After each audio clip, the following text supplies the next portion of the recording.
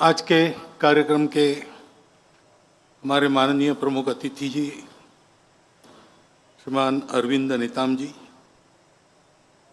वर्ग के माननीय सर्वाधिकारी महोदय, विदर्भ प्रांत के माननीय संघचालक जी, नागपुर महानगर के माननीय संघचालक जी, उपस्थित विशेष निमंत्रित गण, नागरिक सज्जन, माता भगिनी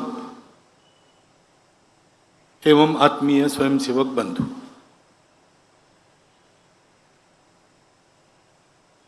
एक विशेष वातावरण में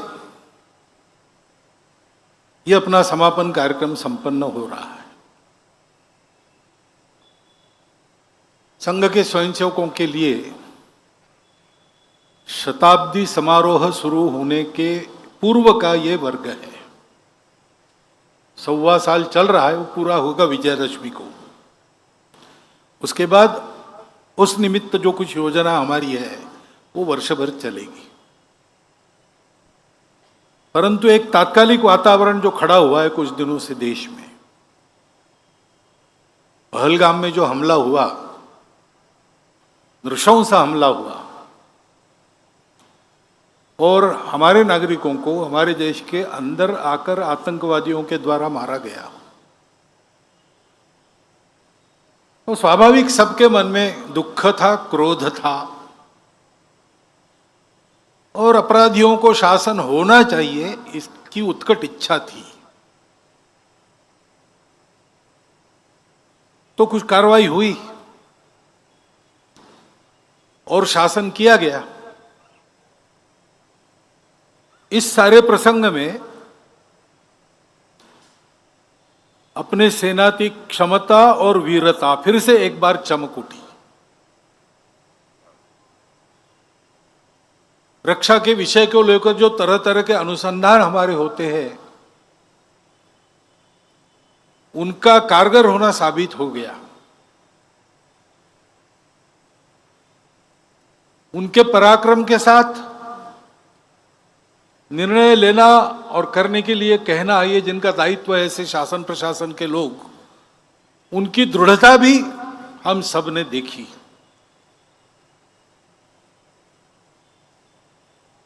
हमारे पूरे राजनयिक वर्ग में, सब दलों के राजनयिकों में चिर प्रतीक्षित एक सूझबूझ और आपसी सहयोग, देश के हित में सारे मतभेद भूलकर, इसको भी हम देख रहे हैं। और संपूर्ण समाज ने अपनी एकता का एक बहुत बड़ा दृश्य खड़ा किया है।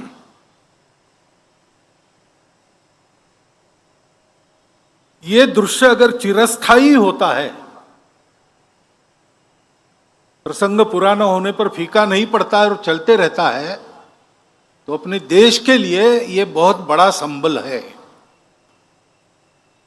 और इसलिए देशभक्ति के इस वातावरण में सारे मतभेद जैसे हम भूल गए हैं, आपसी स्पर्धाएं भूल गए, देश के हित में स्पर्धक एक दूसरे का सहयोग कर रहे, ये जो चित्र खड़ा हुआ है वो वास्तव में उत्तम प्रजातंत्र का दृश्य, ये आगे भी चलते रहना चाहिए, ऐसी सदिच्छा हम सबके मन में है। क्या होगा, कैसे होगा, कोई बता नहीं सकता, परंतु ऐसा होना चाहिए, ऐसा तो सबको लगता है। क्योंकि हम ये भी जानते हैं कि ये सब होने के बाद समस्या तो मिटी नहीं। टेढ़ापन जब तक कायम है, द्विराष्ट्रवाद का भूत जब तक मन में कायम है, शांतिपूर्वक रह सके इसलिए अलग हुए और अलग होने के साथ ही अशांति करना प्रारंभ किया, ये दोगलापन जब तक जाता नहीं तब तक देश पर ये खतरे बने रहेंगे।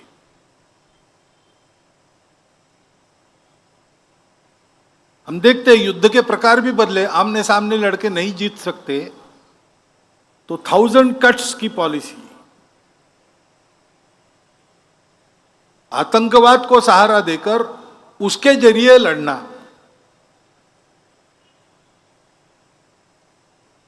साइबर वॉर से लेकर सारी बातें एक प्रकार से एक छद्म युद्ध,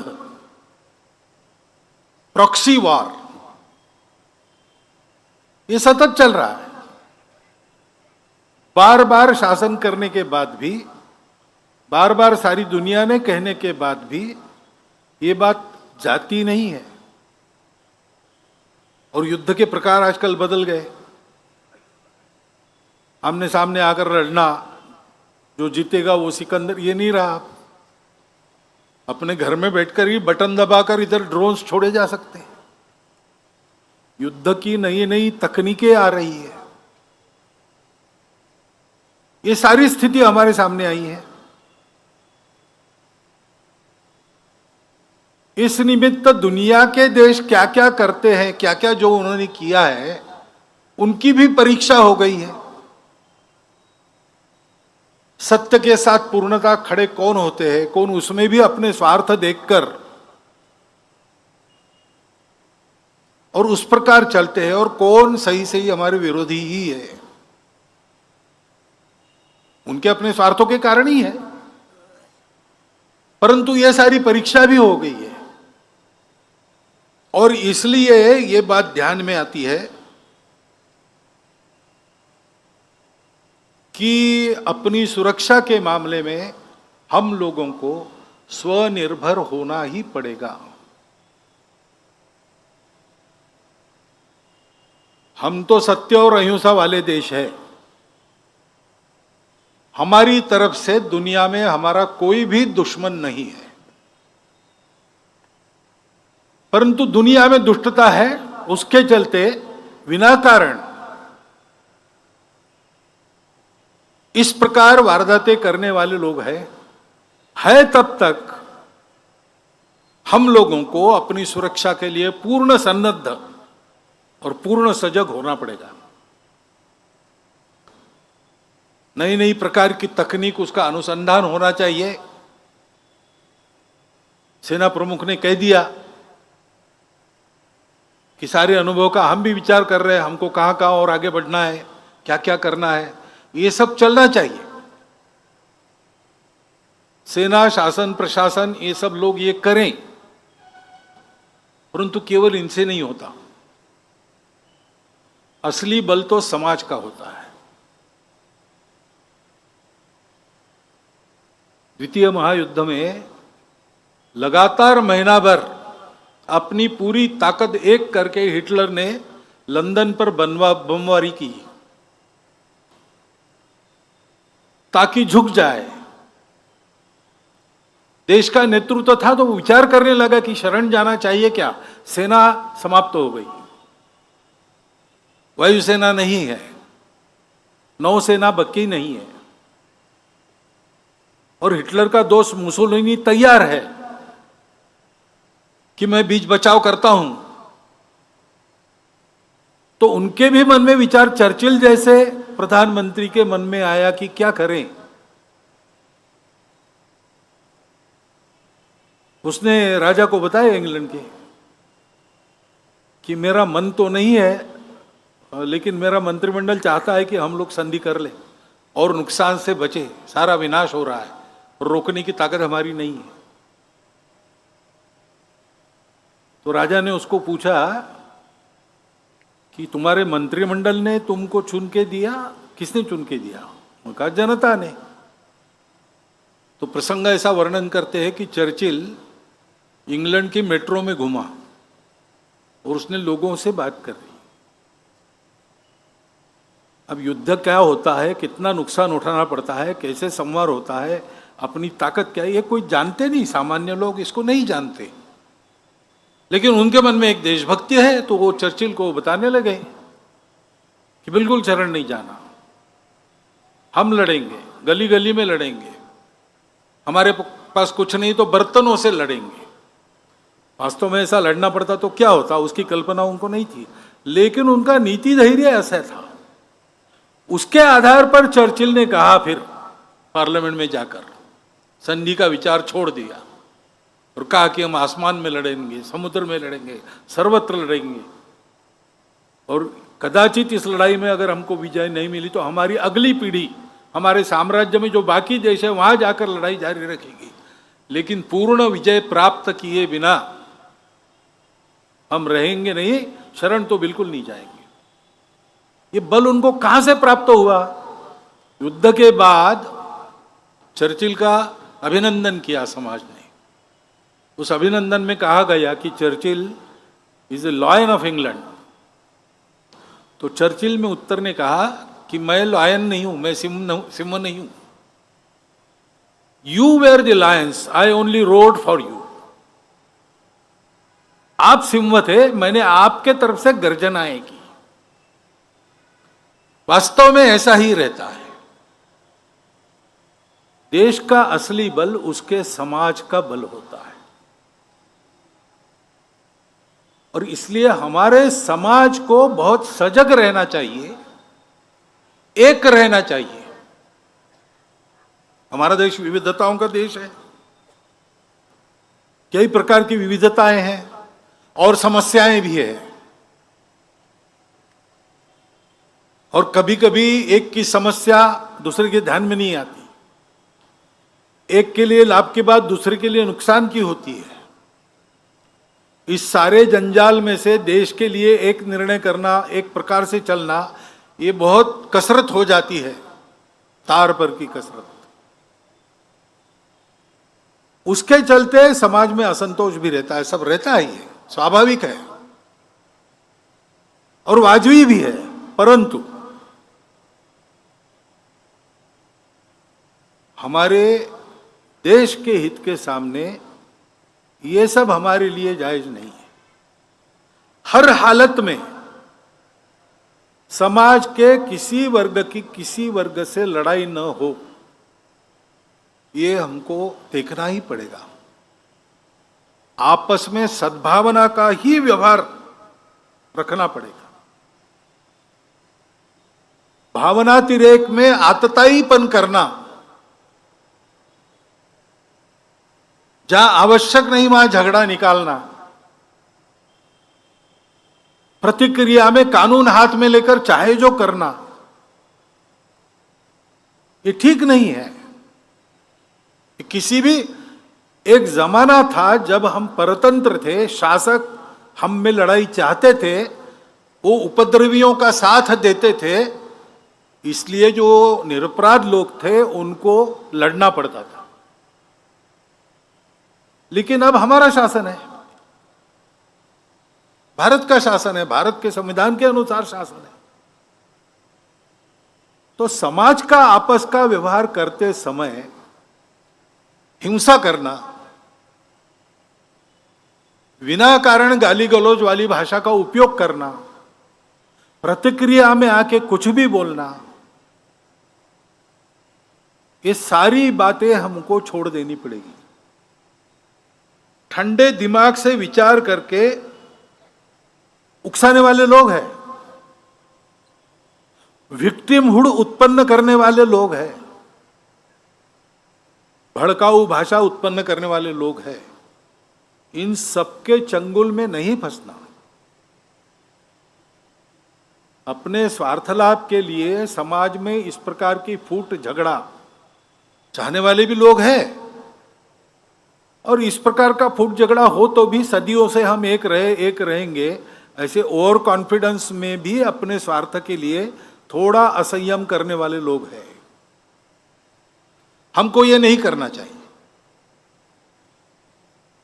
एक दूसरे के साथ सद्भावना, सदाचार, सद्विचार और सहयोग करने की आवश्यकता है, क्योंकि हम सब लोग इस देश के अलग अलग भाषाओं के बोलने वाले, अलग अलग देवी देवताओं की पूजा करने वाले, अलग अलग खान पान रीति रिवाज वाले, अलग अलग हित संबंध आज जिनके उत्पन्न हुए विविधता के कारण, ऐसे हम सब लोग, हमारी जड़ें तो एकता में है, विविधता में नहीं है।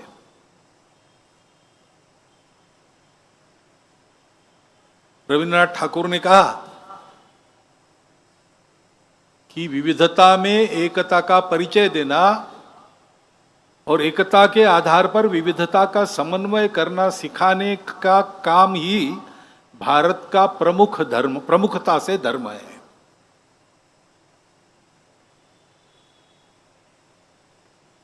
उस एकता में हमारी जड़ें होनी चाहिए, उसका ध्यान रखना चाहिए। बरतना विविधता में पड़ता है, मैं मेरी भाषा बोलूंगा, उस भाषा के प्रति मेरे मन में गौरव भी है, मेरी अपनी पूजा है, वो मुझे प्रिय है। ये सारी बातें मेरी विशिष्टता है, मेरे लिए बहुत प्रिय है, उनका रक्षण करना है, सब करना है। लेकिन इन सब के ऊपर हमारी सबकी एकता है। ये सारी विविधता होने के बाद भी देश के नाते हम एक हैं, समाज के नाते हम एक हैं। एक ही सनातन संस्कृति का प्रवाह हम सबके आचरण को निर्धारित करता आया है। ऊपर की जो बात है सभ्यता की, कपड़े, नाच गाना, भाषा भूषा, भजन भवन, भ्रमण भोजन, वो विविध प्रकार का है, लेकिन जो मूल्य व्यवस्था है वो हम सबके समान है।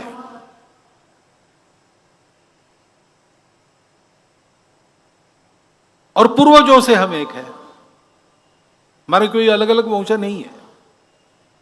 ये भ्रम पैदा किया गया है अंग्रेजों द्वारा। हम सब एक है, हमको विविध प्रकार के लोगों को एक नहीं होना है। हम एक है, हम भूल गए थे हम एक है, हमको एक होना है। और वास्तव में सारा विश्व एक है, मानव एक है। उस एकता का भान सारी दुनिया को कराना है। यह हमारे सामने हमारे राष्ट्र के अस्तित्व का, हमारे भारत की नव स्वतंत्रता का, जो 15 अगस्त 1947 में हम स्वतंत्र हुए, उसका प्रयोजन क्या है? उसका प्रयोजन ये है, उसके लिए हमको तैयार होना है। विविधताओं को संभालते हुए, उनका स्वीकार करते हुए, उनका सम्मान करते हुए, एकता पर सबकी दृष्टि लाना और उसके आधार पर विकास का पथ मानव जाति का पुनर्निर्धारित करना, इसका उदाहरण भारत को दुनिया के सामने रखना है। दुनिया को उसकी आवश्यकता है। और इस दृष्टि से अभी जो बातें हमारे अतिथि महोदय के द्वारा रखी गई वो बड़ी महत्वपूर्ण है। हम सबको उसका विचार करना ही है। हम तो कर ही रहे हैं संघ के लोग। विकास और पर्यावरण का विरोध क्यों होना चाहिए? दोनों साथ साथ चल नहीं सकते क्या? चल सकते हैं, लेकिन एकता का विचार मन में रखकर सारी योजना बननी चाहिए।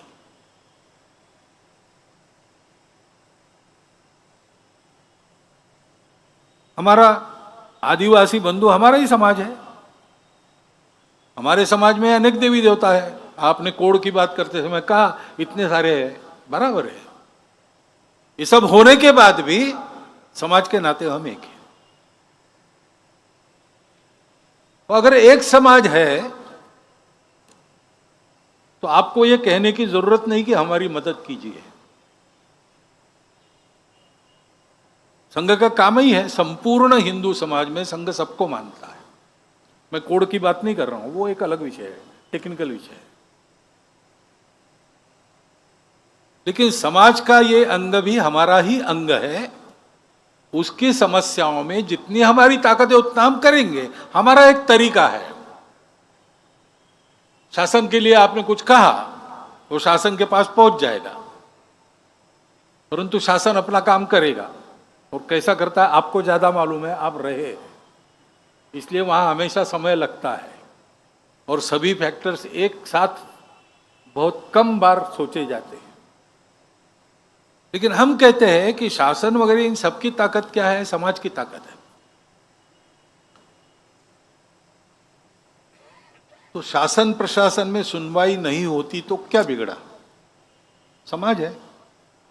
तो पेशा कानून की बात आपने की, उस कानून का उपयोग कैसा करें जिससे समाज में भेद उत्पन्न न हो, कुछ अलग हो रहा है ऐसा किसी को न लगे। और फिर भी पेशा कानून जिसलिए लाया गया वो सारा ठीक हो। इसका उदाहरण आपको देखना है तो विभिन्न संगठनों के माध्यम से हमारे स्वयंसेवकों ने काम किया है, नासिक जिले में काम है, उसको कैसे लागू होना चाहिए इसका एक सुंदर उदाहरण वहां है। मैंने कल आपको चेतराम जी पवार का नाम बताया। बैतूल और आसपास के इसमें भी योजना पूर्वक उस प्रकार का काम चल रहा है, बस्तर में भी होगा। हम है ही, आपको विनंती करने की जरूरत नहीं। मैं कहता हूं आपने आकर हमको एक कर्तव्य बोध दिया है, हम जहां जहां पहुंचते वहां ये सब करते हैं, पहुंच हमारी बढ़नी चाहिए, बस इतनी बात है। और इसलिए जो भी सारी बातें आपने कही उसमें हमारे तरीके से हम जो कुछ कर सकते हैं हम जरूर करेंगे। मतांतरण का विषय है,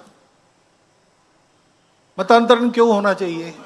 हम तो ये मानते हैं हमारी परंपरा कि रुचिनुसार मार्गों का वैचित्र्य होता है। रुचिनाम वैचित्र्यात रुजु कुटिल नाना पथयुताम नृणाम एको गम्य। ये सब जो तरीके हैं पूजा के, खान पान के, संस्कृति के, ये अलग अलग है। रुचि प्रकृति के अनुसार, अपनी परिस्थिति के अनुसार, अपनी सोच के अनुसार, ये बिल्कुल स्वाभाविक बात है। सब जाते हैं एक ही दिशा में अगर ठीक चाहे तो, बीच में स्वार्थ ना आए, बीच में विकार ना आए, इसको भुना के अपना उल्लू सीधा करने की बुद्धि ना हो तो कुछ बिगड़ता नहीं, सब एक ही तरफ जाने वाले हैं। ऐसा है तो फिर मतांतरण क्यों करना? आधान के गुलाबराव महाराज जी को पूछा मिशनरियों ने कि सभी रास्ते सत्य है तो ईसाई क्यों नहीं बनना? तो उन्होंने कहा कि अगर सभी रास्ते सत्य है तो ईसाई क्यों बनना? अपने मन से अगर कोई अपने पूजा का तरीका बदलता है तो हमारे यहां किसी ने ऑब्जेक्शन लिया नहीं है, मान्यता है। रोरन नारायण वामन टिळक हो गए, परंतु लोभ लालच जबरदस्ती से करना, ये सोच के या कह के करना कि तुम्हारा रास्ता गलत है, तुम्हारे पूर्वज गलत थे, हम तुमको सही कर रहे हैं, एक प्रकार से गाली हो गई। Conversion is a violence. हमने उसका कभी समर्थन, हमको पंथ संप्रदायों से कोई बैर नहीं है। ईसा मसीह, पैगंबर साहब, सब श्रद्धा है उनके बारे में, हम भी उस श्रद्धा में सहभागी हैं, परंतु अपने अपने तरीके से सब चलेंगे। और इसलिए ऐसे जो गए लोभ लालच जबरदस्ती से, वो अगर वापस आना चाह रहे हैं तो उनको स्वीकार करना चाहिए, क्योंकि इट इज करेक्शन। और इसलिए इन सब बातों में हम आपके साथ हैं। आदिवासी समाज कोई अलग समाज नहीं है। मैं तो कई बार कहता हूं कि हमारी संस्कृति जो जन्मी वो जंगलों और खेतियों में से जन्मी, इसलिए आदिवासी समाज हमारा मूल है। उनकी अपनी भाषाओं में जो तत्वज्ञान वो बताते हैं वो नासदीय सूक्त के पास जाता है। पर्यावरण के प्रति मित्रता, सब जगह पवित्रता देखना, पेड़ पौधों को पूछना, निसर्ग की पूजा करना, ये भारत छोड़ के कहां परंपरा है? ये भारत की परंपरा है। हम आज अपने आप को हिंदू कहते, हिंदू बने हैं, कहां से बने? वहां से बने हैं। और इसलिए अपने समाज का एक अभिन्न अंग मान के हमारी शक्ति पूरी लगाकर और हमारे अपने तरीके से हम समाज के बल के आधार पर काम करते हैं। हम काम करेंगे और ठेका तो हम लेते नहीं, हम काम करेंगे, यानी हम और जिनके लिए काम करना है वो सब मिलकर करेंगे। क्योंकि काम होने का तरीका यही रहता है, अपना भाग्य अपने को बनाना पड़ता है। नेता, नारा, नीति, पार्टी, अवतार, सरकार, विचार, महापुरुष ये सहायक हो सकते हैं, लेकिन 10 कदम हमको आगे जाना पड़ता है, तब 5 कदम ये पीछे आते हैं। ये आज की बात नहीं कर रहा हूं मैं, ये हमेशा ऐसे होता रहा है। सारे परिवर्तनों का कारण समाज है, और इसलिए अपने आचरण से, अपने उदाहरण से समाज में परिवर्तन का वातावरण उत्पन्न करना, ताकि समाज खुद अपना परिवर्तन करे, तो फिर नीतियों में परिवर्तन आना अवश्यम भावी है। धैर्य रखना पड़ेगा, अपना स्वतंत्र देश है, अब ये अपना समाज है। 1000 साल तक हम पारतंत्र में रहे, इसलिए हमको लड़ने की आदत हो गई, बगावत करने की आदत हो गई, तब वो आवश्यक था। लेकिन अब अपने लोग हैं, कभी कभी भूल जाते हैं अपनापन, तो भी धैर्यपूर्वक प्रतीक्षा करके अपने आप को ठीक रख के अगर ये किया जाए तो ये परिवर्तन आएगा। हमने गीत में भी कहा आपके सामने, निश्चित होगा परिवर्तन, क्यों? जाग रहा है जनगण मन। इस जनगण मन को जागृत करने वाला वातावरण बनाने का काम करने के लिए एक देशव्यापी कार्यकर्ता समूह का निर्माण करना, ये संघ का कार्य है, और वो हम कर रहे हैं। हम अपने पद्धति से करते हैं, अपने बलबूते करते हैं, किसी को पुकारते नहीं मदद के लिए, अपने आप जो आ जाए उसका स्वागत है, सबकी मदद करते हैं। इसलिए हमारी गति थोड़ी धीरे रहती है, हम उसको बढ़ाएंगे, लेकिन साइकिल की गति कार की गति जितने नहीं हो सकती, और जो हमको करना है उसके साइकिल ही चलानी पड़ेगी। लेकिन मैं विश्वासपूर्वक ये कह सकता हूं कि हम सब मिलके अपना भाग्य संवारने में लग जाए तो इन समस्याओं का निदान निकलेगा, ठीक से निकलेगा। धैर्यपूर्वक सतत प्रतीक्षा करते हुए काम करना पड़ेगा, और ऐसे सब कामों में हम सबके साथ हैं, हम हमेशा साथ देंगे, क्योंकि संघ इसी के लिए है। ऐसे कार्यकर्ता तैयार करने का प्रशिक्षण इन वर्गों में होता है। 98 साल से नागपुर में ये वर्ग हो रहा है, 27 में शुरू हुआ। समय के साथ बड़ा भी होता गया, स्वरूप भी तरह तरह से बदलता गया, लेकिन देश भर के ऐसे कार्यकर्ता इस वर्ग में से खड़े होते हैं, और उनके करने में से देश का वातावरण बदलता है, जिसका अनुभव आपने लिया है। 1925 में संघ स्थापना के समय समाज का मन कैसा था, वातावरण कैसा था, और आज संघ के 100 साल पूरे होते होते संघ के संदर्भ में समाज का मन कैसा है, वातावरण कैसा है। 4 दिन में हो हल्ला भड़का करके और कुछ कर दिया तो वो 2 दिन में समाप्त हो जाता है।